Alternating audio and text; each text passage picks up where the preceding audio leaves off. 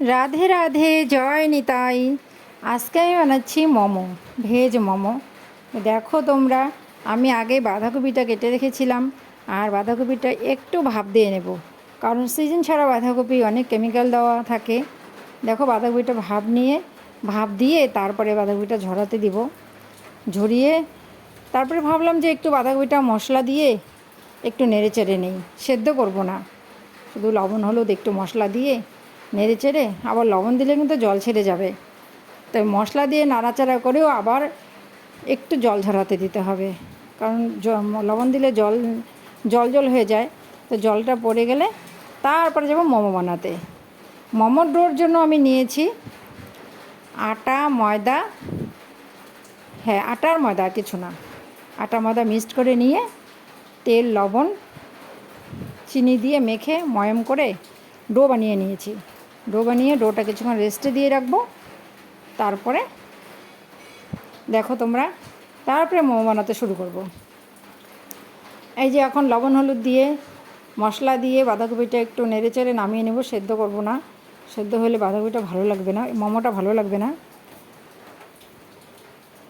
তারপরে দেখো মোমো, আমরা কয়েকদিন পরপরই মোমো খাই, কয়েকদিন পরপরই বাড়িতে মোমো বানাই, আর খুবই টেস্টি হয়। কিন্তু মোমো স্ট্যান্ড কেনা হয় না, এবার বলছি মোমোর একটা স্ট্যান্ড কিনেই নেব।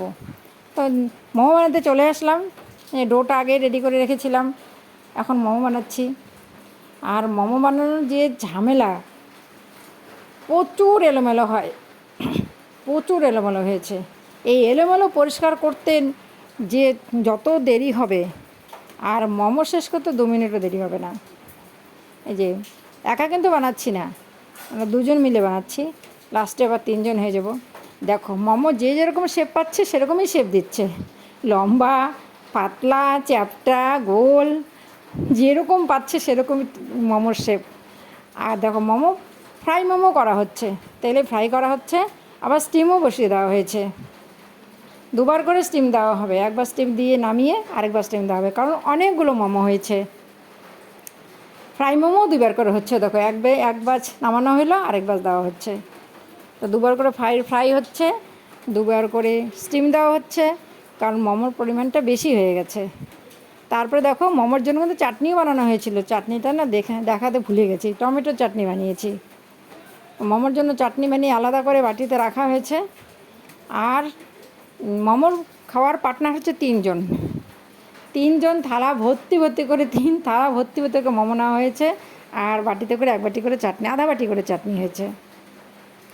আমাদের মোমোটা খুবই টেস্টি হয়। বন্ধুরা মোমোটা বানানো দেখো, সম্পূর্ণটা দেখে তারপরে লাইক, কমেন্ট, শেয়ার করো, সাবস্ক্রাইব করো, অবশ্যই সাবস্ক্রাইব করো, আমার তো নতুন চ্যানেল, তাহলে চ্যানেলটা ইমপ্রুভ হবে। লাইক করে দিও, কমেন্ট করলে আমার এনার্জিও বাড়বে ভিডিও বানাতে। মোমো রেসিপিটা শেষ হয়ে গেলে তোমরা কিন্তু অবশ্যই কমেন্ট করো যে মোমোটা কেমন হয়েছে। দেখতে অতটা ভালো হয়নি, কারণ এক একটা মোমো এক একটা শেপের হয়েছে, কিন্তু খেতে কিন্তু দুর্দান্ত টেস্ট হয়েছিল, খুব ভালো হয়েছিল। আর মোমো বানানোর পরে অল্প একটু ডো বেঁচে গেছিলো, ওই ডোটা দিয়ে আমি একটাই লুচি করেছি, এই যে মোমোর চাটনি। তো 1 থালা করে মোমো আর আধা বাটি করে চাটনি, 3 জনেরই, 3 জনে খুব মজা করে মোমোটা খেলাম। রাধে রাধে।